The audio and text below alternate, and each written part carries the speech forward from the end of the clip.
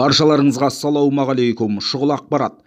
Маңғыстаудағы Пайтекс 2 акционерлік қоғамының қызметкерлері 4 күн бойы ереуілде жүр.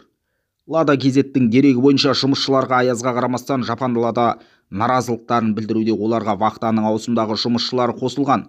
Мұнайшылар жалақыларын 100% арттыруды сұрайды. Бірінші күні олар президент Тоқаевқа бейне үндеу жазды. Кейінірек компания қызметкерлері аязды күні олардың киіз үйін тартып алған полиция қызметкерлерінің әрекетіне шағымданды. Аяз бен суыққа қарамастан жігіттер далада тұра береді. Суық тиген бірнеше жігіт ауырып қалды. Бұл үшін басшылық өтемақы төлеу керек. Өйткені сырқаттанған жұмысшыларды үйлеріне апару олардың өкілеттіктеріне кіреді. Біз өз проблемамызды шұғыл түрде шешу үшін мемлекеттік және құқық қорғау органдарының жауабын күтеміз, деді ереуілге жиналғандар. Аталған компанияның басшылары жұмысшыларды ортақ мақсатқа, мұнай өндіруді ұлғайтуға жұмылуға шақырды. Жалақыны өндіріс нәтижелеріне қарай біртіндеп көтеру ұсынылды. Бұдан бұрын Тараздағы Қамқор локомотив жауапкершілігі шектеулі серіктестік филиалының Тараз локомотив жөндеу депосы қызметкерлері ереуілге шығып, жалақыны 100%-ға көтеруді талап еткен. Бұл жақтағы мәселе де дәл осындай.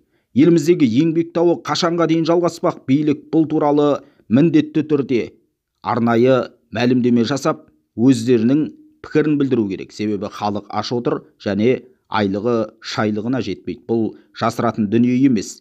Төмендегі комментарийге пікір қалдырыңыз, каналға жазылып қолдау білдіруді ұмытпаңыз.